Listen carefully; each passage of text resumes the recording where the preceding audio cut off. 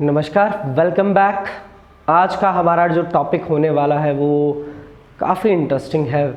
ठीक है, इंटरेस्टिंग के साथ साथ आपके एग्जामिनेशन व्यू पॉइंट से और भी ज़्यादा इम्पॉर्टेंट है। क्लियर? देखो, बैकग्राउंड्स तो हमारे पास है ऑलरेडी, राइट।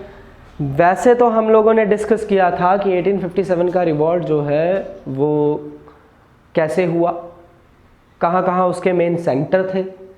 ठीक है, ऐसी बातें हमने डिस्कस की। आज देखेंगे हल्का सा इसका इम्पैक्ट। देखो, 1857 के बाद इम्पैक्ट की अगर हम बात करें तो आपको सीधा बता दें कि ब्रिटिश साम्राज्य जो कि एक ग्रेट वॉल की तरह दिखता था, ठीक है, मतलब इतना स्ट्रॉन्ग एम्पायर जो है वो दिखता है। बट 1857 के रिवॉल्ट के बाद क्या होता है कि भारतीयों के मनों में ये धारणा आ जाती है कि नहीं, इस चीज़ को भी हराया जा सकता है। क्लियर? तो जो फियर था, एक डर था इंडियंस के मन में, वो डर निकल गया। ठीक है, हल्का सा मेरा गला खराब है। ठीक, क्लियर? और जैसे ही ये रिवॉल्ट खत्म हुआ तो ब्रिटिश एम्पायर की नींव हिली और ईस्ट इंडिया कंपनी के हाथ से जो कंट्रोल था वो कंट्रोल जो है वो छूट गया।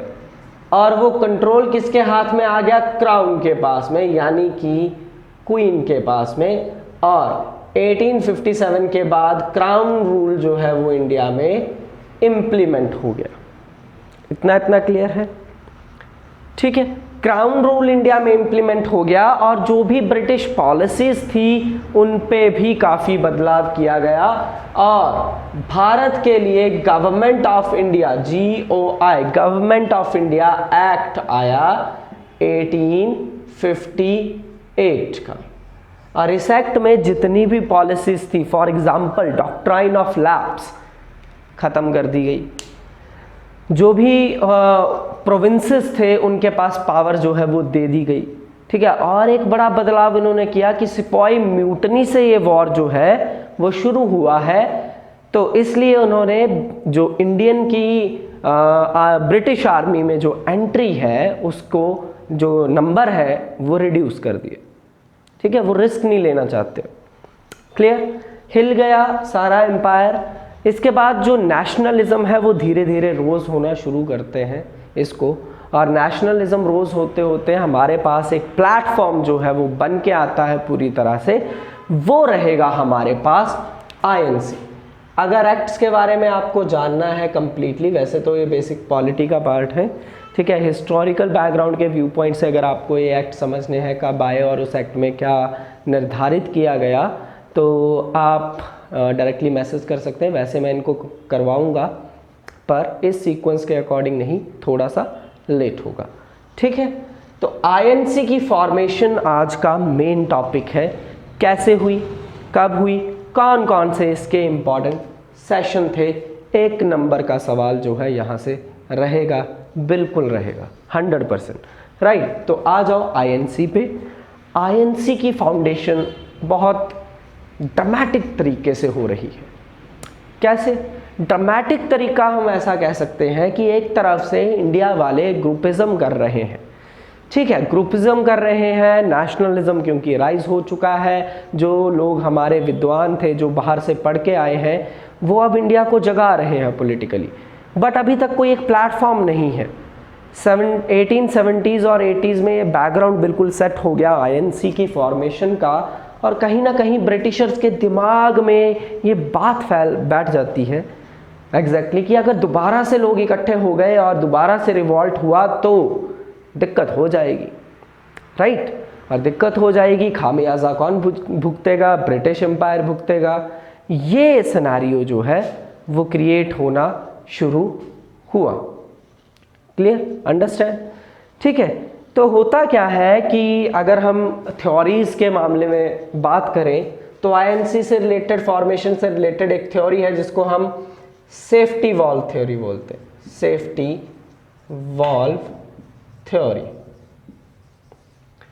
ठीक है, तो सेफ्टी वॉल थ्योरी में ये बोला गया कि आईएनसी की फाउंडेशन कर देते हैं। एक ये जो आइडिया था कि एक कोई ऑर्गेनाइजेशन हो इंडिया के लिए ताकि लोग जो है हमारे लिए काम करें, एक सेफ्टी बल्ब का काम करेगा। ठीक है, कैसे काम करेगा? तो इसको फाइनली जो शेप देते हैं वो देते हैं AO ह्यूम। ये जाते हैं उस समय लॉर्ड डफरिन के पास, जो वॉइस रॉय थे, पहले गवर्नर जनरल थे 1857 से पहले, और उसके बाद जो है वो वॉइस रॉय बनते हैं।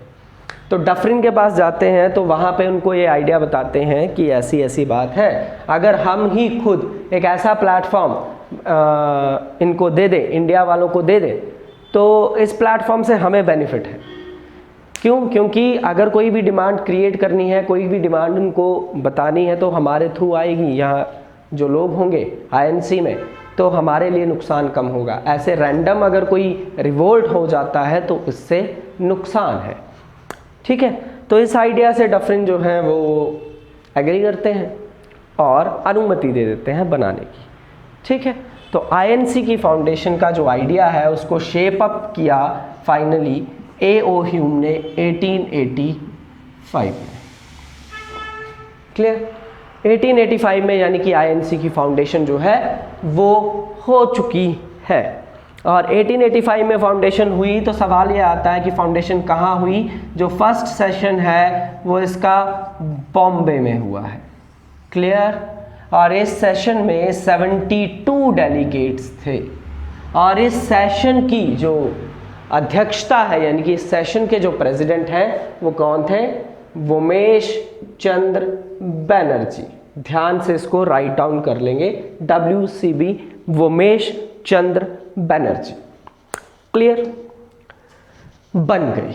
ठीक है, और एक मेन ऑब्जेक्टिव ये भी रहा, ऑब्जेक्टिव पे तो हम आते हैं, पर मतलब एक कारण ये भी रहा कि एक इंडिया को ऑर्गेनाइजेशन देनी है जो मतलब जहाँ पे लोग जो है अपने आप को रिप्रेजेंट कर पाए। और ऑब्वियसली है ये बात कहाँ तक सही लगती है आपको कि इस आईएनसी को देने के पीछे अंग्रेजों का कहीं ना कहीं हाथ रहा? ये बात बिल्कुल सही है।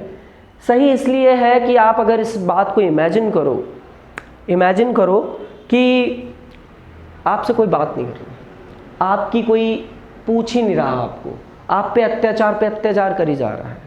ठीक है, तो एक दिन क्या आएगा? आप फटोगे बुरी हाल से। तो इस ज्वालामुखी की तरह जो फटना है, इस फटने को रोकने के लिए एक ऐसा ओपिनियन, एक ऐसी ऑर्गेनाइजेशन होनी चाहिए जहाँ पे लोग आके बोलें, अपनी डिमांड्स को रखें, क्या चाहिए। और फिर सुन्नी नहीं सुन्नी वो तो अंग्रेजों ने सोचा हम अपने अकॉर्डिंग चला लेंगे, पर सिनेरियो एक जैसा नहीं रहा सारा। क्लियर है? समझ रहे हैं कि क्या बेसिक बैकग्राउंड रहा इनका? ठीक है, तो चलो जी, बन गई। पहले प्रेसिडेंट ये थे, कब बनी, कितने डेलीगेट्स थे टोटल, कहाँ ये सेशन हुआ? बॉम्बे में हुआ। क्लियर? इतना तो चलो स्टार्टिंग अब कोई ऑर्गेनाइजेशन बनती है तो भैया कोई ना कोई तो उसका ऑब्जेक्टिव रहेगा। क्लियर है? तो आईएनसी की जब फाउंडेशन हुई तो आईएनसी का जो ऑर्गेनाइजेशन का जो ऑब्जेक्टिव थे बेसिकली वो क्या थे? बड़े आसान से ऑब्जेक्टिव हैं। ऑब्वियसली एक तो पैन इंडिया का ऑब्जेक्टिव होगा कि इंडिया को इकट्ठा करना है। जो भी उस समय जो लीडर थे जिन्होंने इसमें फाउंडेशन में हिस्सा लिया वो काफ़ी मतलब मेंटली काफ़ी जो है बुद्धिजीवी कह सकते हैं आप उन्हें, काफ़ी बुद्धि उनका ये था कि इंडिया के लोगों को पॉलिटिकली जो है वो एजुकेट किया जाए। और पॉलिटिकली अगर एजुकेट करना है तो कोई ना कोई तो एक प्लेटफॉर्म होना चाहिए। फॉर एग्जांपल आज के टाइम पे आपके पास यूट्यूब है ना, तो ऐसा एक प्लेटफॉर्म ढूंढ रहे हैं। अब उस समय मोबाइल तो थे नहीं, तो एक प्लेटफॉर्म ढूंढ रहे हैं जहाँ पे लोगों को जगाया जा सके, बताया जा सके, नेशनलिज्म को जगाया जा सके, अपने हक के लिए लड़ना जो है लोग सीखें। क्लियर? तो ये जो फेज एक था, इसका ऑब्जेक्टिव जो था, ठीक है, वो रहा एक पॉलिटिकली एजुकेट करना और साथ में इंडिया के लोगों को जोड़ना। पैन इंडिया का कंसेप्ट जो है वो ऑब्जेक्टिव जो है वो लेके चले थे। और तीसरा बड़ा ऑब्जेक्टिव जो इनका रहा वो था एंटी कॉलोनिज्म। ठीक है, उपनिवेशवाद के विरुद्ध। और उपनिवेशवाद से क्या हो रहा था? रिसोर्सेज एक कंट्री के यूज होते हैं, दूसरी कंट्री एक कंट्री पे आके राज करती है, रिसोर्सेज को यूटिलाइज करती है और उस कंट्री को क्या मिलता है? ठेंगा, कुछ नहीं मिलता। ठीक है, तो इसलिए एंटी कॉलोनिज्म जो है वो भावना जो है वो जगानी है, और अंग्रेजों ने ऐसा किया भी है। हमारी इकोनॉमी चूस ली इन्होंने पूरे हाल से, हमारी रिसोर्सेज का हम यूटिलाइज नहीं कर पाए इतना जितना यूटिलाइजेशन जो है वो ब्रिटिशर्स ने किया उस समय पे। नो डाउट कुछ अच्छे काम भी इन्होंने किए हैं, ठीक है, बट इकोनॉमिक यूज़ जो था वो बहुत ज़्यादा था। हमारे पास टेक्नोलॉजी नहीं थी, ब्रिटेन के पास जो है इंडस्ट्रियलाइजेशन हो चुकी है, रॉ मटेरियल की ज़रूरत है। रॉ मटेरियल के कहाँ से मिल रहा है? इंडिया से मिल रहा है। जो भी उन्होंने कॉलोनीज बनाई है जिस भी कंट्री में, वहाँ से रॉ मटेरियल, धड़ी रॉ मटेरियल यूज़ करी जा रहे हैं, ठीक है, रॉ मटेरियल यूज़ करे जा रहे हैं, उसको बना रहे हैं, उसको रिफाइन कर रहे हैं और वापस आके वहीं पे बेच रहे हैं, ठीक है। वर्ल्ड में सिनेरियो हमेशा कैसे बनते हैं? पावर, और पावर पैसे के दम पे आती है। तो अंग्रेजों ने ये बड़ा पहले सीख लिया था। क्लियर? ऐसा सिनेरियो जो है वो बनने लगता है। तो जब आईएनसी बन गई, इस ऑब्जेक्टिव से बनी कि ऐसा हमें करना है, ठीक है, तो आईएनसी जो बनी तो प्रारंभिक जो स्टार्टिंग का यानी कि प्रारंभिक जो उसका समय है 1885 से लेके हम इसको 1905 तक का मानते हैं। तो इस समय को क्या कहा गया है? आईएनसी का मॉडरेट फेज, यानी कि आपके पास क्या है? आईएनसी का मॉडरेट फेज, ठीक है, यानी कि इसको हमने नरम दल बोला। क्या बोला? नरम दल, क्योंकि ये नरम दल वाले लोग हैं, काफ़ी बुद्धिजीवी लोग हैं, मार कुटाई पसंद नहीं है इनको। तो नरम दल इसलिए भी क्योंकि ये इनका जो काम करने का वर्किंग का तरीका था वो काफ़ी अलग था एज कंपेयर टू मतलब जो बाद में जो बनेंगे, ठीक है। तो ये ट्रिपल पी पे काम करते थे, ठीक है, पी पी पी, ठीक है, प्रेयर, पिटीशन एंड प्रोपेगेंडा, ये इनका वर्किंग का एरिया था, ठीक है। या तो प्रार्थना कर लेंगे हमारी मांगे पूरी करो, ठीक है, या तो पिटीशन डाल देंगे, ठीक है, या तो प्रोपेगेंडा। प्रोपेगेंडा मतलब बढ़ा चढ़ा के गली गली में जाके नुक्कड़ नाटक वगैरह ऐसी चीज़ें करके प्रचार करना, ठीक है। इसके कॉन्स्टिट्यूशनली ये जो है वो चलना चाहते हैं, पॉलिटिकली कॉन्स्टिट्यूशनली ये चलना चाह रहे हैं, इसलिए ज़्यादा एग्रेशन ये शो नहीं करते नरम दल वाले, ठीक है। हल्का सा देख लेते हैं नरम दल के बारे में। और नरम दल के जो मुख्य नेता रहे मैं उनके बारे में आपको बताने जा रहा हूँ, आपने उनको ध्यान से सुनना है, साथ में नोट डाउन भी करना है, ओके। तो नरम दल के जो मुख्य नेता रहे तो सबसे पहले हम देखेंगे उमेश चंद्र बनर्जी, ऑब्वियसली जो प्रेसिडेंट रहे फर्स्ट सेशन के, ठीक है, इनके बारे में आपको ये याद रखना है, ठीक है। उमेश चंद्र बनर्जी, ये बंगाली थे तो बनर्जी की बजाय बनर्जी बोले, है ना, बंगाली बाबू है, समझ रहे हो ना, रसगुल्ला वैसे वाला बनर्जी, ठीक है। तो दूसरे जो हैं हमारे पास वो हम देखेंगे दादा भाई नौरोजी, क्लियर, दादा भाई नौरोजी। और दादा भाई नौरोजी को आपको ध्यान में रखना है, दादा भाई नौरोजी, नौरोजी, ठीक है। इनको क्यों ध्यान में रखना है? पहली बात तो ये बिल्कुल एग्जाम व्यू पॉइंट से आपको बता रहा हूं कि they are known, he is known as, अब बड़े थे इसलिए मुंह से दे निकल गया, ठीक है, he is known as the grand old man of India, right, grand old man of India, इनको बुलाया जाता है, ठीक है, दादा भाई नौरोजी। दूसरा पॉइंट आपके लिए, बिल्कुल स्टार लगा लो इस क्वेश्चन को, ठीक है, डेफिनेटली जो भी स्टेट सर्विसेज के एग्जाम हैं उनमें सवाल ये पूछा ही जाते हैं, ऐसे ऐसे सवालों के आने की टेंडेंसी बहुत ज़्यादा होती है, ठीक है। एक सवाल दूसरा सवाल यहाँ से जो निकलेगा वो क्या है कि दादा भाई नौरोजी, ठीक है, इन्होंने ब्रिटिशर्स को एक्सपोज किया, नंगा कर दिया इन्होंने ब्रिटिशर्स को, ठीक है। कैसे? क्योंकि ब्रिटिशर्स क्या कर रहे हैं, ब्रिटिशर्स हमारी इकोनॉमी को चूस रहे हैं और इस बात का खुलासा इन्होंने इंडिया के सामने रख दिया, ठीक है, एक्सपोज किया इन्होंने कि ये हमारी इकोनॉमी को यूज करके अपना बेनिफिट कर रहे हैं, हमारे पल्ले कुछ नहीं पड़ रहा, क्लियर है, ठीक है। और इस थ्योरी को, इस सिद्धांत को दिया इन्होंने, और ये थ्योरी या ये जो सिद्धांत है इसे हम क्या बुलाते हैं? Economic drain wealth theory. ठीक है, यानी कि ड्रेन वेल्थ थ्योरी जो का सिद्धांत जो है वो दादा भाई नौरोजी ने दिया। ठीक है, ड्रेन वेल्थ थ्योरी। और ये सिद्धांत इन्होंने दिया है, तो ये सिद्धांत इन्होंने अपनी एक किताब में दिया। ठीक है, और उस किताब का नाम भी आपके लिए जरूरी है। तीसरा सवाल यहां से ये बनता है कि कौन सी किताब थी भैया। ठीक है, तो थर्ड जो पॉइंट है यहां पे आप क्या लिखोगे कि इनकी किताब थी book written by him, poverty and un British rule. ठीक है, बुक का नाम क्या रहेगा, poverty and un British rule in India. Hope आपने लिख लिया हो, poverty and un British rule in India. ठीक है, ये इनकी किताब थी। इस किताब में इन्होंने ये जो सिद्धांत है, ये जो थ्योरी है, ये दी और ब्रिटिशर्स को एक्सपोज कर दिया। काफ़ी समय लगा इंडियंस को इस बात को समझने के लिए कि एग्जैक्टली ब्रिटिश जो हैं वो हमें चूस रहे हैं। ठीक है, हमारी इकोनॉमी को ड्रेन, जैसे दीमक लग जाता है ना, दीमक की तरह, जैसे दीमक जो है वो खा जाता है लकड़ी को अंदर ही अंदर, पता भी नहीं लगता अंदर दीमक है और खोखला कर देता है, वैसे ही काम अंग्रेज जो है वो इंडिया में कर रहे हैं। ठीक है, क्लियर। ओके, नेक्स्ट इस पे आते हैं हम। अगला नाम जो आपको याद रखना है वो है जी सुब्रमण्यम अय्यर। ठीक है, अगला नाम क्या नोट डाउन करोगे आप, जी सुब्रमण्यम अय्यर। तो जी सुब्रमण्यम अय्यर जी क्यों याद रखने हैं, एक जवाब मैं दूंगा, एक आपको खुद ढूंढना है। ठीक है, जी सुब्रमण्यम अय्यर को आपको याद रखना है क्योंकि कंपटीशन वालों को पता है द हिंदू न्यूज़पेपर की क्या वैल्यू है। तो he is the founder of the Hindu. आपका सवाल ये है, आपके लिए सवाल ये है कि भैया द हिंदू कब चलना शुरू हुई, सन क्या था। ठीक है, तो ये आपको ढूंढ के लाना है भाई सवाल। ठीक है, he is the founder of the Hindu newspaper. ठीक है, जिसमें एग्जैक्टली इन्होंने लेफ्टिस्ट थे, आज भी हिंदू लेफ्टिस्ट है। ठीक है, ब्रिटिश एम्पायर जो इंपीरियलिज्म था ब्रिटिश का, ब्रिटिश एम्पायर का, उसको उन्होंने जमा के उसकी आलोचना की है। ठीक है, तो कब हुआ ये शुरू, ये आपको बताना है।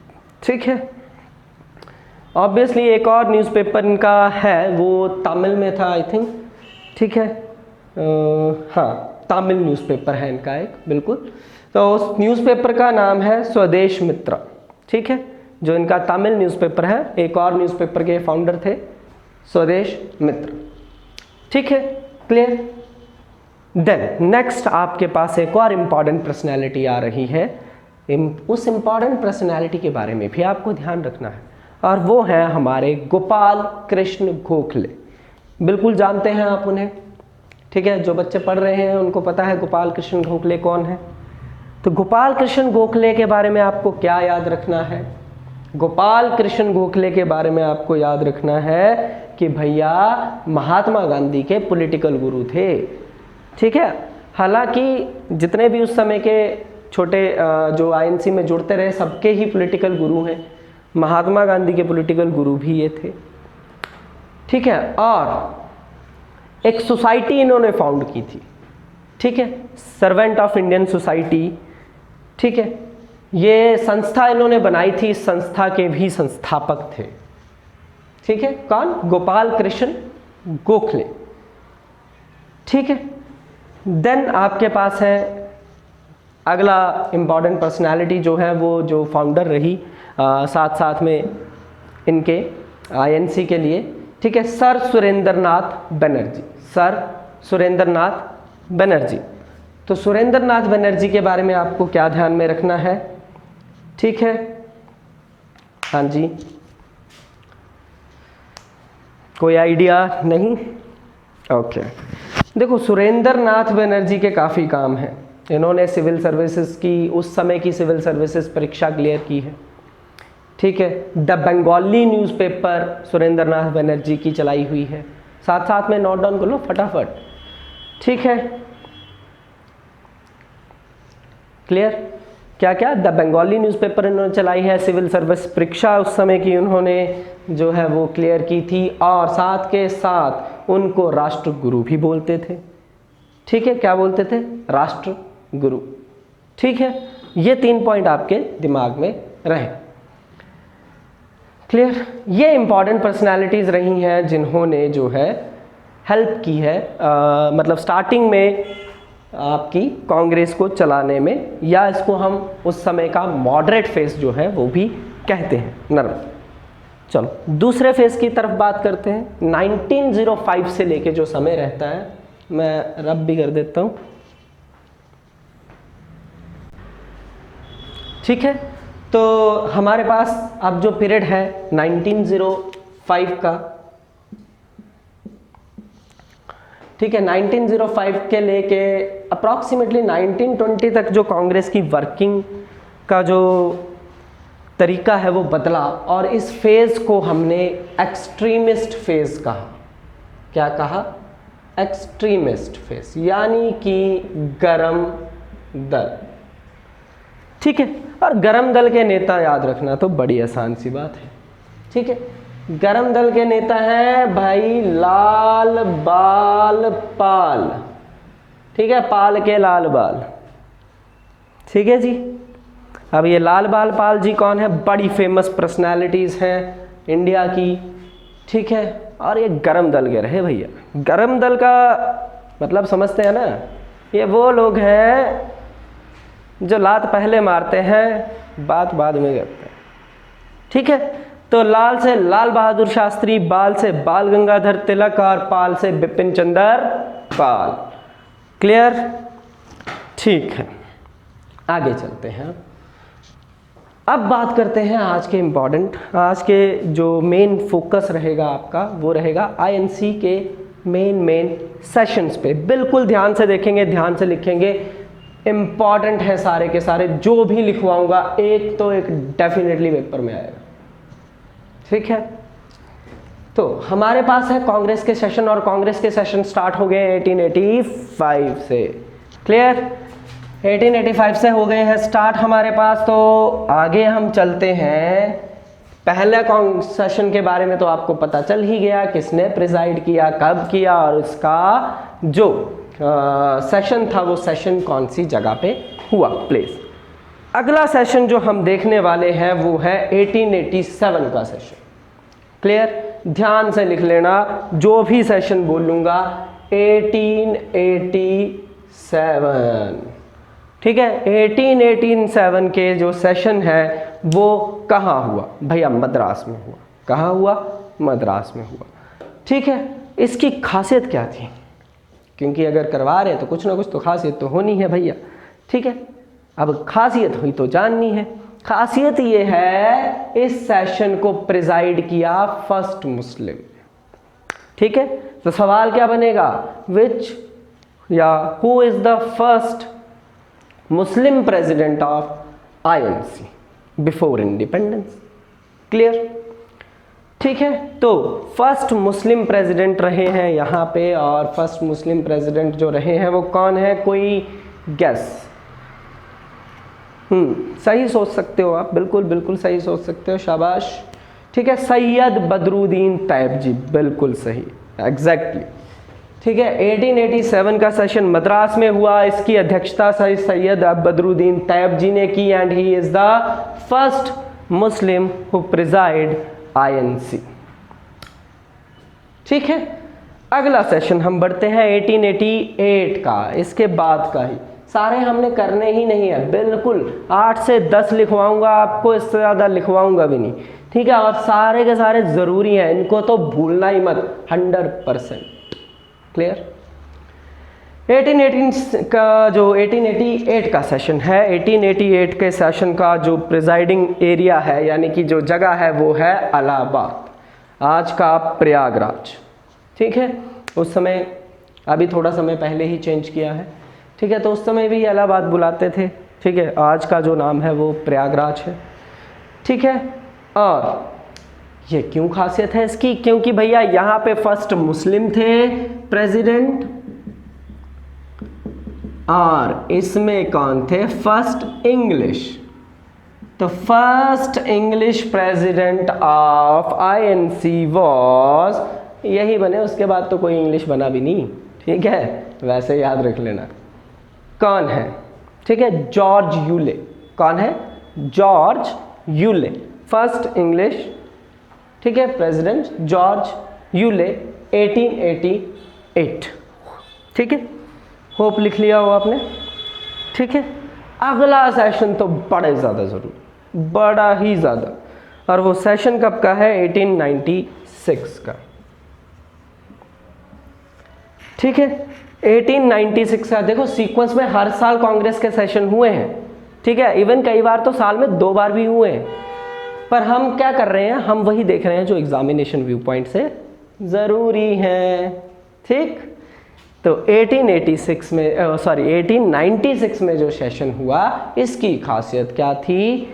पता है मेरे को, आप सब इंटेलिजेंट बच्चे हैं, आपको पता होगा भैया, वंदे मातरम पहली बार इस सेशन में गाया गया।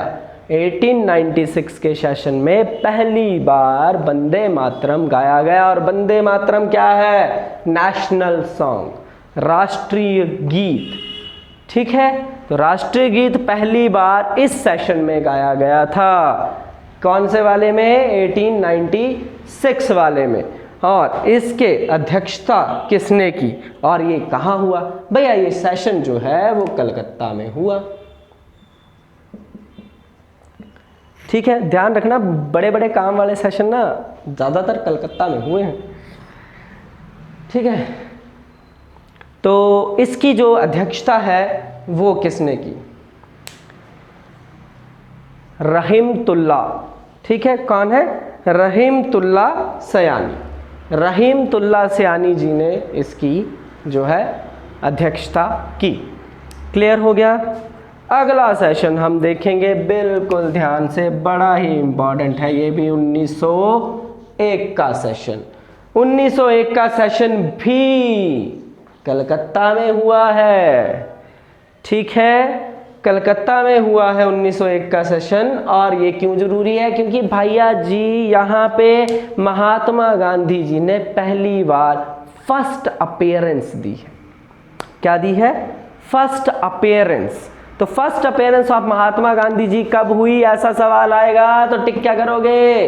1901, 1901, बिल्कुल सही।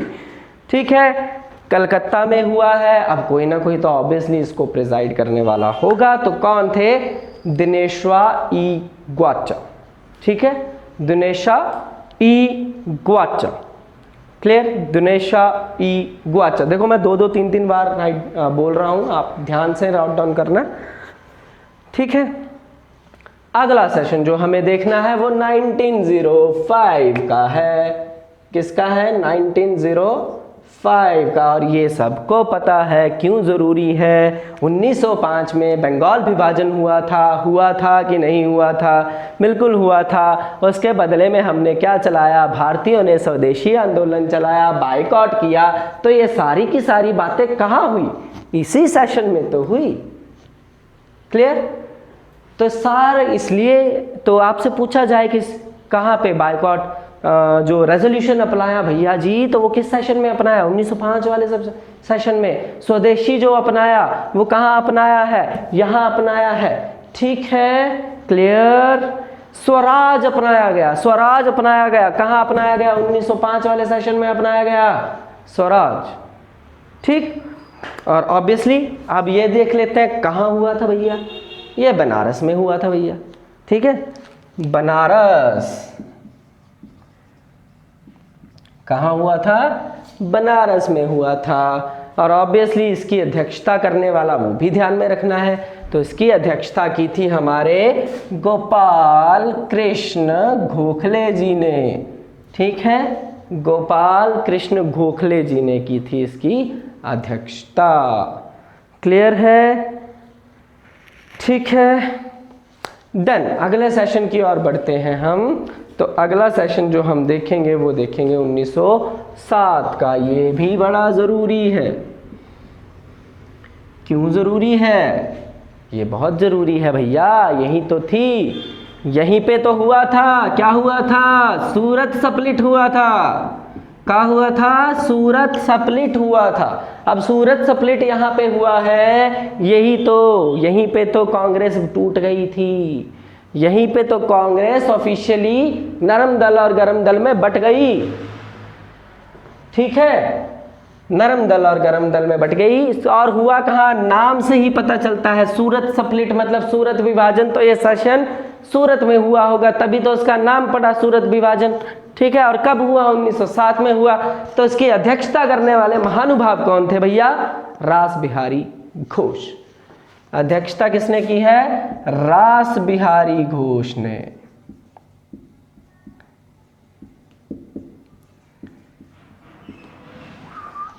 ठीक है, रास बिहारी घोष ने सूरत स्प्लिट। और यहाँ पे आपको पता है कांग्रेस जो है वो टूट गई। जल्दी जल्दी फटाफट आगे बढ़ते हुए 1911 के सेशन पे आओ, फटाफट आओ। 1911 का सेशन भी कलकत्ता में हुआ है। कब हुआ है? 1911 में हुआ है। कहाँ हुआ है? कलकत्ता में हुआ है भैया, कलकत्ता में हुआ है। तो यहाँ की खासियत क्या है? आपको पता है कि यहाँ पे इस समय पे 1911 में बंगाल पार्टीशन रद्द भी कर दी गई थी। और यही सेशन है, बिल्कुल इंपॉर्टेंट सेशन है। क्यों भैया? राष्ट्रगान इसी सेशन में गाया गया था, जन गण मन। ठीक है, राष्ट्रगान हमारा इसी सेशन में गाया गया।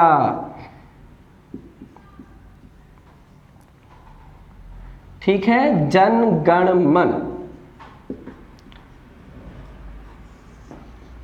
National anthem. और ऑब्वियसली इसकी अध्यक्षता भी देखनी पड़ेगी। तो इसकी अध्यक्षता किसने की है? BN धार ने। किसने की है? BN धार। देखो ये नाम तो मत भूलना कभी भी। ठीक है, पहली बार राष्ट्रगान किस असेंबली में गाया गया? कांग्रेस की 1911 की असेंबली में गाया गया। और ये असेंबली कहाँ हुई थी? कलकत्ता में हुई थी भैया। और इसके अध्यक्ष कौन थे? BN धार इसके अध्यक्ष थे। ठीक है, इतने जोश से पढ़ोगे तभी पेपर कंप्लीट होगा, तभी बच्चा समझ आएगी। बिना जोश के कुछ नहीं है, पर जोश के साथ साथ होश भी रखना। ठीक है, होश में आंसर सही टिक करोगे। क्लियर है? जोश बनाए रखना जरूरी है, तभी आपके अंदर जागृति रहेगी, नहीं तो आप ढीले पड़ जाते हो। ठीक है, 1911। अगला सेशन जो हम देखने वाले हैं वो देखने वाले हैं 1917 का। ये क्यों जरूरी है भैया? बहुत जरूरी है, क्योंकि पहली महिला आने वाली है जिन्होंने कांग्रेस की अध्यक्षता की, इसलिए। तो who is the first women, ठीक है, who preside your INC first time. ठीक है, और वो थी हमारी एनी बेसेंट। ठीक है, थियोसॉफिकल सोसाइटी से बिलोंग करती थी, ये फॉरेन से आई थी भारत के लिए। इसने सुझाव रखे, होम रूल लीग का सुझाव रखा। तो 1917 का जो सेशन है वो इन्होंने प्रिजाइड किया था। बात यह है कि ये कहाँ हुआ? ये भी कलकत्ता में हुआ। ठीक है, और फर्स्ट वुमेन बनी एनी बेसेंट। फर्स्ट वुमेन जिन्होंने कौन सा सेशन प्रिजाइड किया था? 1917 का जो सेशन है वो प्रिजाइड किया था। कहाँ किया था भैया? कलकत्ता में किया था। ठीक है, बिल्कुल सही। अगला सेशन हम फटाफट देखेंगे और वो सेशन रहेगा 1924 का। और ये भी जरूरी सेशन है, बहुत ही जरूरी।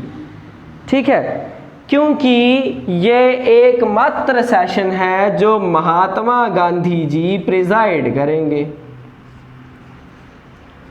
ठीक है, महात्मा गांधी जी का एक ही सेशन है जो उन्होंने प्रिजाइड किया है, और वो है 1924 का सेशन।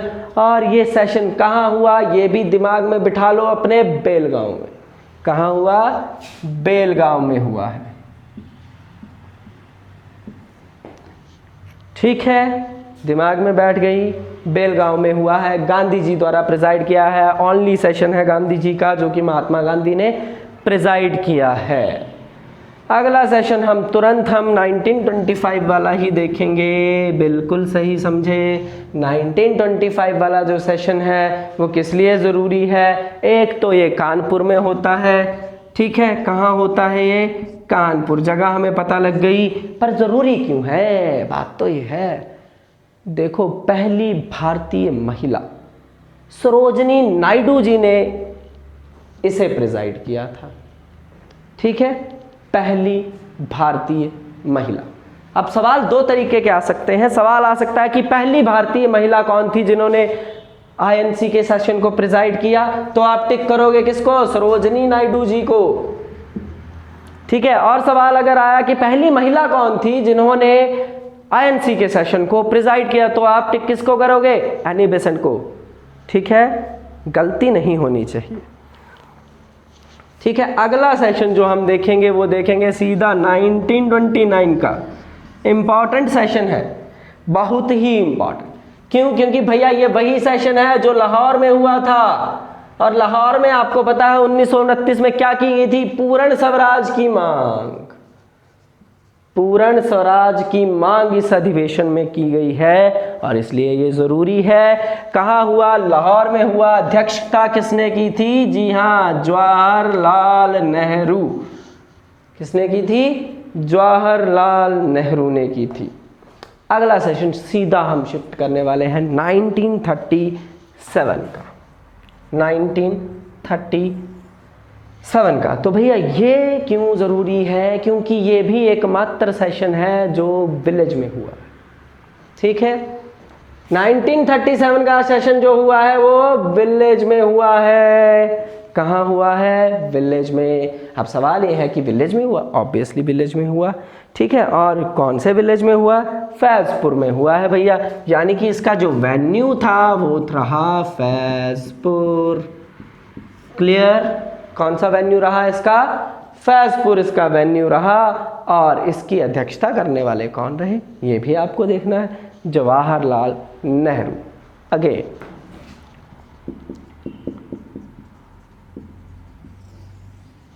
क्लियर? अगला सेशन जो हम देखने वाले हैं वो कौन सा हो सकता है? Any guesses? देखो भैया यही इंपॉर्टेंट सेशन थे, अब नहीं देख रहे। अभी हम देखेंगे सीधा बिफोर इंडिपेंडेंस। आखिरी सेशन 1946 में हुआ है। उससे पहले 41 और 45 का जो सिनेरियो था ये साइलेंट सिनेरियो था, कोई सेशन नहीं हुआ इसमें, ठीक है। और ये आखिरी सेशन है बट बिफोर इंडिपेंडेंस। ध्यान रखना, आखिरी सेशन बिफोर इंडिपेंडेंस है। उसके बाद भी तो कांग्रेस रही भाई, है ना। तो बिफोर इंडिपेंडेंस कांग्रेस का ये आखिरी सेशन है 1946 में। और इसकी अध्यक्षता करने वाले हैं जेबी कृपलानी। कौन? जेबी कृपलानी, ठीक है। ध्यान से नाम नोट कर लें, जेबी कृपलानी।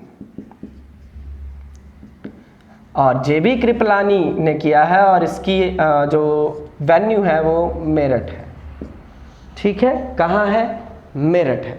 बस यही इंपॉर्टेंट सेशन, और यहीं से आपको एक ना एक सवाल तो 100% आएगा, और आपको नंबर आ जाएंगे चुटकी में, ठीक है। तो आज का टॉपिक हम यहीं पे समाप्त करते हैं। नमस्कार।